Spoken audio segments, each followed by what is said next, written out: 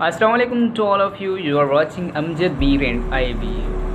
Viewers, आज हम plant के बारे में डिस्कस करने जा रहे हैं कि प्लांट क्या है और हम प्लांट फाइल क्यों करते हैं, प्लांट के पर्टिकुलर्स कौन से हैं और प्लांट लिखी कैसे जाती है। ये सारी चीज़ें आज हम अपने लेक्चर में डिस्कस करेंगे। प्रैक्टिसिंग लॉयर के लिए तो ये एक बहुत ही इम्पोर्टेंट चीज़ है कि एक प्लांट कैसे लिखी जाती है, प्लांट के लिए कौन कौन से पर्टिकुलर्स हैं और प्लांट हम क्यों फाइल करते हैं। तो let's go and see that what actually the plant is. Order 7 and rule first of the CPC में डिफाइन है कि प्लांट एंड इट्स पर्टिकुलर, और प्लांट फाइल की ही अंडर ऑर्डर 7 एंड रूल 1 में की जाती है CPC. Okay, before going to topic, if you are new on our channel, please subscribe it and press the bell icon as you could get our latest videos easily about the law. Why do we file plant हम क्यों file करते हैं? जब भी हमारा personal right infringe होता है। वैसे क्या होता है क्रिमिनल केसेस में, ये होता है कि पब्लिक राइट्स जो होते हैं उनकी वायोलेशन होती है, तब हम एफआईआर या फिर कंप्लेंट करते हैं। लेकिन प्लांट हम तब ही फाइल करते हैं जब हमारा पर्सनल राइट, प्राइवेट राइट, उसकी इन्फ्रिंजमेंट हुई हो, तब भी हमारे पास ये एक रेमेडी होती है, तभी हम प्लांट फाइल करते हैं। तो आप अपने जहन में ये चीज़ रख लें, क्रिमिनल केसेस में एक डिफरेंट प्रोसीजर है और सिविल केसेस में, सिविल सूट्स में एक डिफरेंट प्रोसीजर है। इवन इतना डिफरेंट है कि अल्फाजों में भी डिफरेंट है। जैसे कि हम क्रिमिनल केसेस में अल्फाज यूज़ करते हैं अक्यूज्ड एंड विक्टिम, और इधर हम क्या यूज़ करेंगे सिविल मैटर्स में, इधर हम यूज़ करेंगे प्लांटिफ एंड डिफेंडेंट। ओके, ये चीज़ें तो आपकी नॉलेज में होनी चाहिए। तो चलें देखते हैं कि प्लांट हमने एक्सप्लेन की है कि रिटन डॉक्यूमेंट है जिसमें प्लांटिफ जो है अपनी क्लेम करता है कि उनके साथ क्या हुआ है। सिविल मैटर्स बहुत सारे हो सकते हैं, जैसे कि आपने किसी के साथ कॉन्ट्रैक्ट किया है, वो अपनी लायबिलिटीज़ पे पूरा नहीं उतर रहा, या फिर आपके किसी लैंड पे, प्रॉपर्टी पे किसी ने इलीगली वे से कोई प्रॉपर्टी आपकी पोजीशन में रखी हुई है, या उससे कोई प्रॉफिट ले रहा है, या फिर ऑफन मैरिजेस के जो सूट्स होते हैं, suit for the maintenance of the children, suit for the dissolution of marriage, ऐसे जो भी मैटर्स होते हैं उनके लिए प्लांट फाइल की जाती है। व्यूअर्स, अगर आपके पास ऐसा बुक है कोड ऑफ सिविल प्रोसीजर, तो आप काइंडली ओपन कीजिएगा। अगर नहीं भी है तब भी I shall tell you and you will understand easily. इसमें वो पर्टिकुलर्स लिखे हुए हैं जो कि एक प्लांट के लिए बहुत इम्पोर्टेंट है, और इसके साथ साथ हम ये भी डिस्कस करेंगे कि प्लांट लिखी कैसी जाती है। It comes under the legal drafting. Legal drafting एक एडवोकेट के लिए तो बहुत इंपॉर्टेंट है, तो ये चीज़ भी हम एंड में डिस्कस करेंगे कि प्लांट हम कैसे लिख सकते हैं। तो चले देखते हैं कि order 7 and rule 1 of the CPC. आप ये चीज़ें देख सकते हैं इधर, ये सारे ऑर्डर 7 और रूल 1 में ये सारे जो पर्टिकुलर्स हैं, ये चीज़ें इसमें डिस्क्राइब हैं। तो अब हम इनको इंडिविजुअली एक्सप्लेन करते हैं कि इन चीज़ों में क्या लिखा है और कौन से पर्टिकुलर्स हैं प्लांट के लिए। सबसे पहले जो चीज़ है, सबसे पहला जो पर्टिकुलर है प्लांट लिखने के लिए, वो है the name of the court in which the suit is brought. सबसे पहले प्लांट में ये चीज़ लिखी जाती है, the name of the court. जिस कोर्ट में वो सूट लाया जा रहा है, उस कोर्ट का नेम जो है लिखना होता है सबसे पहले। ऑफन क्या होता है कि जब भी प्लांट फाइल की जाती है तो वो सीनियर सिविल कोर्ट में फाइल की जाती है। और उसके आगे दूसरा पर्टिकुलर ये है कि the name, description and place of the residence of the plaintiff.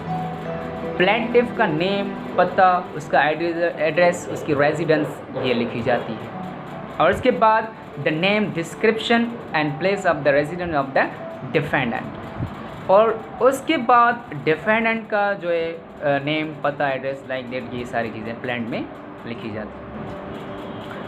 और उसके बाद क्या है, वेयर द प्लांटिफ और the defendant is minor a person of unsound mind statement to that effect. अगर प्लांट में कोई अनसाउंड माइंड है, डिफेंडेंट या प्लेंटिफ अनसाउंड है या फिर माइनर है, यानी कि अंडर द एज ऑफ 18, या फिर अनसाउंड माइंड यानी कि उनकी जो ज़हनी तवाज़ुन है वो ठीक नहीं है, तो ये चीज़ भी हम प्लांट में लिखेंगे और ये चीज़ भी प्लांट में लिखी जाती है। और उसके आगे क्या है, the facts constituting the cause of action and when it arose. उसके बाद फैक्ट्स लिखने हैं जो कि constituting the cause of action, जो कि कॉज ऑफ एक्शन को कंस्टिट्यूट करते हैं, वो सारे फैक्ट लिखने हैं। और कॉज ऑफ एक्शन कब अराइज होता है ये चीज़ भी हमको एक्सप्लेन करनी है प्लांट में। उसके बाद the facts showing that the court has jurisdiction, और इसके बाद वो सारे फैक्ट्स भी प्लांट में लिखने हैं जिनमें से हम समझ सकें, जिनमें से पता लगे कि yes there is the jurisdiction of that court. उन फैक्ट्स से हमें मालूम हो कि हाँ भाई ये जो है ये इस कोर्ट की जुरिस्डिक्शन में आता है। और इसके बाद the relief with the plaintiff claims, और वो रिलीफ भी लिखना है जो कि एक्चुअली द प्लेंटिफ जो है वो क्लेम करता है। आप इसे प्रेयर भी कह सकते हैं कि प्रेयर में प्लेंटिफ जो होता है क्या क्या चीज़ें क्लेम करता है। और उसके बाद where the plaintiff has allowed to set off or relinquished a portion of claim the amount so allowed or linguist.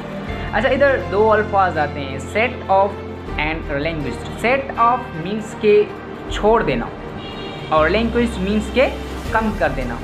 ये प्लेंटिफ को अलो है कि उसकी जो भी क्लेम है उसको छोड़ भी सकता है या फिर उनमें से कुछ कम भी कर सकता है, ये भी प्लांट में लिखा जा सकता है। और इसके बाद है statement of the value of the subject matter of the suit for the purpose of jurisdiction and of the court fees so far as the case admits. उसके बाद जो सब्जेक्ट मैटर है, सब्जेक्ट मैटर की जो भी value है वो भी लिखी जा सकती है।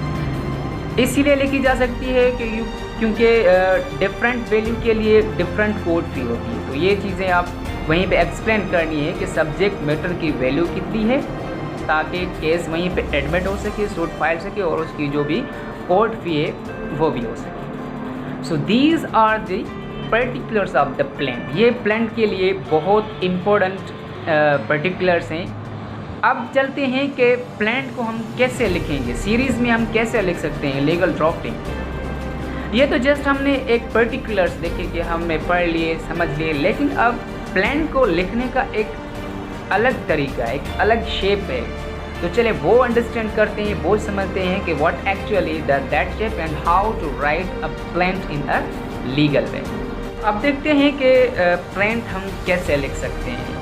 I have made outlines as you could understand easily। मैंने कुछ आउटलाइंस बनाई हुई हैं, आप इनमें से अच्छे से अंदाज़ा लगा सकते हैं, अच्छे से समझ सकते हैं कि भाई how to write a plant हम कैसे लिख सकते हैं। First of all what actually you have to do whenever you are going to write a plant. सबसे पहले क्या लिखना है, जैसे कि हमने बुक में भी पढ़ा कि सबसे पहले the name of the court. जब भी आप प्लांट लिख रहे हैं just like this a page, okay, तो पहले आपको लिखना है नेम ऑफ द कोर्ट। जैसे क्या मैंने आपको बताया कि प्लांट जो होती है वो सीनियर सिविल कोर्ट में फाइल की जाती है। सबसे पहले आपको कोर्ट का नेम लिखना है और उसके बाद सिविल सूट नंबर, ये चीज़ भी आपको लिखनी है वहीं पे, सिविल सूट नंबर, और फिर आपको डेट लिखनी है, उसके बाद ईयर लिखना है। उसके बाद क्या लिखना है, उसके बाद आपको प्लेंटिफ, उसका डिस्क्रिप्शन, उसकी रेजिडेंट, जो चीज़ें हमने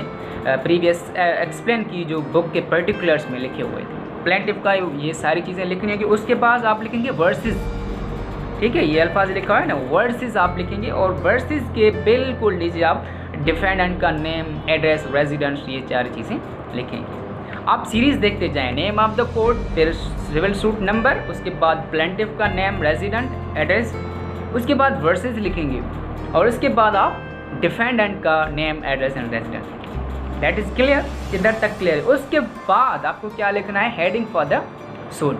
सूट डिफरेंट वेज में फाइल की जाती है, suit for the permanent injections and suit for the recovery of money, और बहुत सारे ऐसे सूट जो हम फाइल करते हैं वहीं पे ये लिखेंगे। For example suit for the maintenance of the children, suit for the permanent injections, suit for the recovery of money, जो भी आप सूट फाइल कर रहे हैं तो आप यहीं पे हेडिंग में लिखेंगे कि आप किस के लिए सूट फाइल कर रहे हैं। क्लियर? उसके बाद आप ये चीज़ ज़रूर लिखेंगे, the plaintiff above named respectfully begs to submit as under. ये लाइन्स लिख के उसके बाद आपको फैक्ट्स लिखने हैं। जो भी फैक्ट्स हैं अबाउट द सूट वो सारी चीज़ें आपको लिखनी है। आप इतने फैक्ट लिख सकते हैं 1 से लेके इवन 20 तक, जितने भी आप प्लान जो है 10 पेजेस की भी लिख सकते हैं, 20 पेजेस की भी लिख सकते हैं। वो सारी चीज़ें आपके जो भी फैक्ट्स हैं वो आप नीचे लिखते जाएंगे 1, 2, 3 सारा जो भी आपका जो कॉज ऑफ एक्शन है वो आप उनके फैक्ट्स एक्सप्लेन करेंगे। और उसके बाद नीचे है प्रेयर। आप प्रेयर लिखेंगे कि प्रेयर में आप क्या चाहते हैं, क्या क्लेम करते हैं, आपको क्या चाहिए, वो सारी चीज़ें आप प्रेयर में लिखेंगे। और उसके बाद नीचे क्या है कि प्लेंटिफ की सिग्नेचर होगी। और उसके बाद यहीं पे डेट लिख के फिर एडवोकेट फॉर द प्लेंटिफ। ये एक सिंपल प्रोसीजर है, सिंपल वे है कि हम प्लेंट कैसे लिख सकते हैं। तो आई होप कि आप लोगों को ये अच्छे से समझ आ गया होगा कि प्लेंट क्या है और प्लेंट हम क्यों फाइल करते हैं, प्लेंट लिखी कैसे जाती है और प्लेंट के पर्टिकुलर्स कौन से हैं। So hopefully you must have learned a lot of things. Thank you so much. If there is any kind of the question you may ask in comment box, or you can text a message on WhatsApp. Thank you so much. Inshallah we'll be meeting again next videos. Allah Hafiz.